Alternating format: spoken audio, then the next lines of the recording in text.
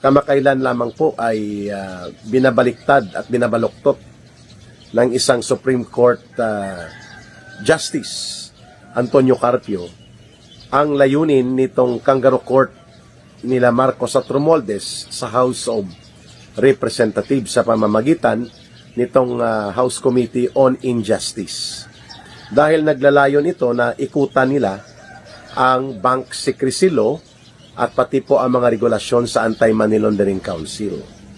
Dahil wala silang ebidensya na magpapakita at magsusuporta ng kanilang teorya na katawa-tawa at alam natin katarantaduhan na mayroong mga ill-gotten wealth or unexplained wealth, mga nakaw na kayamanan si Sara Duterte. Kaya gusto nilang pigain ang mga bangko, ang mga bank officials, kahit pa na mayroon pong bank secrecy law that applies to all. Sa salin pa lang na issue sa Statements of Assets, Liabilities, and Net Worth, hindi nga nila maipakita nitong mga buaya at mga kurakot na mga kongresista ang kanilang sariling salin. O ilatag nyo, be transparent, no? Pati kay Marcos at lahat-lahat na, bakit si Sara Duterte lang ang i-require nyo sa salin? At pati mga bank deposits at mga financial and bank transactions nyo, ipakita nyo rin. No? Kasi alam ng taong bayan na kayo ang kurakot. Pero itong baluktot mag-isip ngayon na retired Supreme Court Justice si Antonio Carpio dahil sagad-sagarin po ang kanyang galit sa mga Duterte, di bali nang siya'y naging hukom ng Supreme Court, ay kanyang binibigyang matuwid itong ginagawang kalokohan at katarantaduhan at pang-aabuso ng House of Representatives.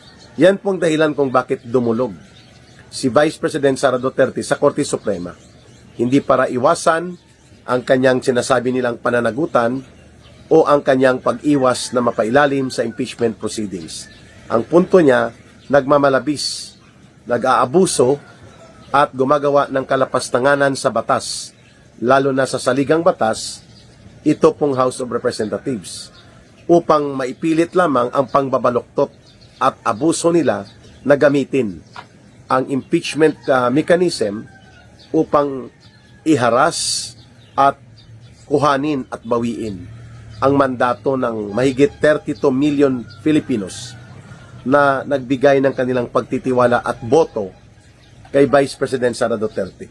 So ang pagdulog sa Korte Suprema ni Vice President Sara Duterte ay tungkol sa pagpapanagot at pagpapatigil sa ginagawang kalapastanganan at kaabusuhan sa proseso ng impeachment, hindi ang pag-iwas sa impeachment. Bakit?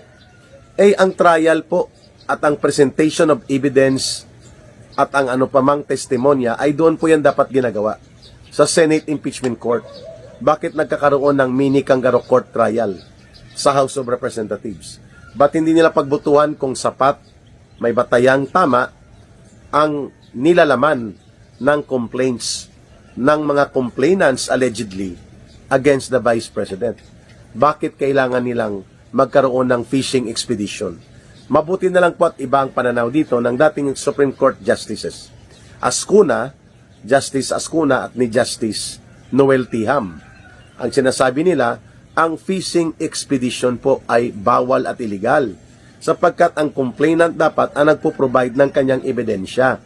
At kung sapat na ang batayan sa paniniwala ng House Committee on Injustice at ito ay makakatayo na sa plenary ng Kongreso sa House of Representatives, bakit nyo pa kailangang magpiga? Kailangan nyo pang butasin ang mga batas kagaya ng Bank Secrecy Law at ng mga iba pang batas para lamang mangalap di umano ng ebidensya to sustain yung teorya nila na nagkaroon ng mga ill-gotten wealth si Vice President Sara Duterte. Yun ang problema, ang pag-aabuso at pagmamalabis.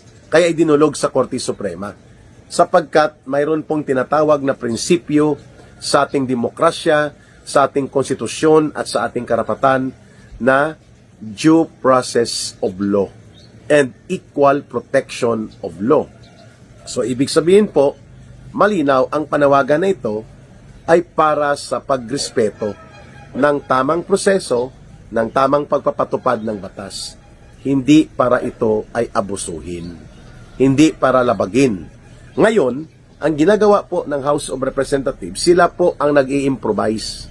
Sila po ang nagbibigay ng pamamaraan para dagdagan at hanapan pa ng kunwari ebidensya ang mga complaints na isinabmit laban kay Vice President dahil walang kaakibat na kapanipaniwala, believable, at matuwid na ebidensya.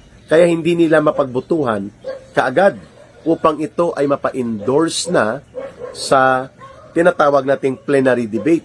At doon ay magkukuha sila ng 107 or mahigit pa na mga signatories.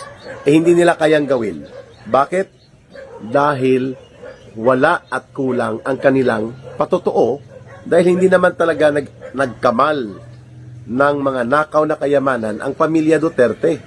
Hindi po sila nasasangkot sa iskandalo ng pangungurakot at pandarambong na siyang ipinipilit nila Marcos at Romualdez ay samantalang ang paniniwala ng taong bayan, ng mayoriya ng mga Pilipino, ang mastermind at pasimuno ng malakihan at malawakang pandarambong sa Pilipinas, sila Marcos at sila Romualdez. At walang kumukontra dyan. Maliban na lang na naduduwag po ang maraming mga sektor na nasa ilalim po ng impluwensya ng Simbahan Katolika at yung mga nasa dilaw at pink na grupo dahil nakikinabang sila sa pakikipag-alyansang taktikal nila sa administrasyon ni Marcos at Romualdez. Kaya tameme sila, pepe at bingi sila, bagamat malinaw na kaysa sikat ng araw sa tanghaling tapat ang mga patotoo. That indeed ang nagmastermind at gumawa ng malakihang krimen sa sistematikong korupsyon at pandarambong na umabot sa mahigit 1.5 trillion pesos sa flood control pa lang. At hindi pa kasama ang ibang infrastructure projects na pinagkakitaan at pinagdurubuhan nila Romualdez at Marcos. Walang ibang hindi naniniwala dyan, kundi ang mga kaalyado lang nila. Ayun. So ngayon nga, nais nilang baliktarin ito. At binabaloktot nila ang proseso ng impeachment. Mabuti na lang po at mayroong mga matitinong abogado, matitinong mag-isip na mga hukom, dati ng maestrado ng Korte Suprema, na pumupuna at nagbibigay ng pananaw hinggil sa pangbabaloktot ng kagaya nitong Antonio Carpio na naging hukom nga sa Korte Suprema, naging maestrado, pero naging isang political operator ngayon. Ang dating niya, parang bayarang political mercenary na tagapagpropaganda nila Marcos at nila Romualdez. Ngayon, sinasabihan siya na walang problema na mag-imbestiga ang House Committee on Injustice. Ang problema kung may kapangyarihan ito upang baloktutin, ikutan, butasin at baligbagin ang batas, kagaya ng mga batas sa Anti-Money Laundering Council, mga batas patungkol sa Bank Secrecy Law na gusto nilang baliin upang makakuha sila ng pamimilitpit at pamimilit dito sa mga bank officials. Yan ay malinaw na usapin ng paglabag at kalabisan sa otoridad. Hindi na po yan investigasyon. Fishing expedition po yan at yan ang layunin yan ay isuplant, taniman po ng ebidensya na kanilang kukuhanin upang ma-incriminate si Vice President Sara Duterte. Wala silang ma-produce. Kaya nila ito ginagawa. Kaya ano pong gagawin ni Vice President Sara Duterte? E di siyempre tumakbo sa Korte Suprema. Tumakbo sa mataas na hukuman upang sitahin at punahin na kung nais nyong ipa-impeach at nais nyong ipatanggal through impeachment ang Vice Presidente, gawin nyong naaayon sa batas. Huwag kayo mag-abuso at maglapastangan at gumawa kayo ng mga hakbang nang naaayon sa aktwal na katotohanan ng mga ebidensya, hindi yung gumawa kayo ng mga pag-ikot sa batas. That's the main question. Kung bakit idinulog ito ng Vice President sa Korte Suprema. It's not about evading or avoiding the mechanism of impeachment or being self-protective dahil takot siyang humarap sa katotohanan. No, it's not about that. Gusto nga niya mag-trial na sa Senate. I-present nyo doon ang evidence, ilatag niyong kaso nyo. But before that, itigil nyo muna ang inyong ginagawang kangaroo court trial dahil wala kayong otoridad na mag-trial related to cases or complaints pertaining to impeachment. Only the Senate that is being designated by the Constitution ang pwedeng gumawa ng hakbang upang sila ay maging impeachment court at doon ng trial. And that is a constitutional issue. Ngayon, kung kinukuha at ina-assume na ng House Committee on Injustice ang naturang kapangyarihan at tungkulin na nakaatang sa Senado, then that becomes already a justiciable issue. Hearing lang ba ito? O ito'y many kangaroo court trial equivalent to fishing expedition that violates already the fundamental doctrine of law and democracy, which are due process and equal protection. Yun lang naman po ang gustong ipadulog at tingnan ni Vice President Sara Duterte.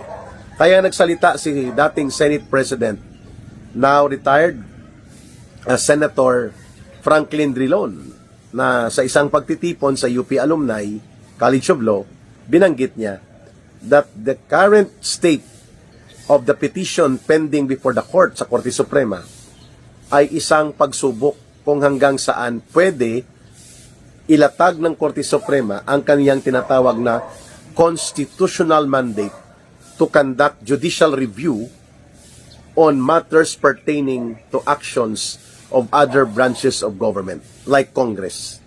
Sapagkat ang impeachment at ang impeachment proceedings at ang impeachment trial ay exclusive yan para sa Congress. Yes. Pero ang pagsasagawa ng proseso at pagsasagawa ng mga karampatang hakbang para ipatupad ang impeachment process at magsagawa ng impeachment trial ay dapat nakaayon sa kung ano ang nakasaad sa saligang batas. And that becomes an automatic authority of the Supreme Court to review kung mayroong petisyon na nagsasabi na nagmamalabis at nag-aabuso ang isang bahagi o ang bahagi ng Kongreso. That's exactly the point of bringing it to the court. Not about the impeachment, but about the process, about the observance of the due process, about the observance of the equal protection, and about the observance of correct interpretation of constitutional duties.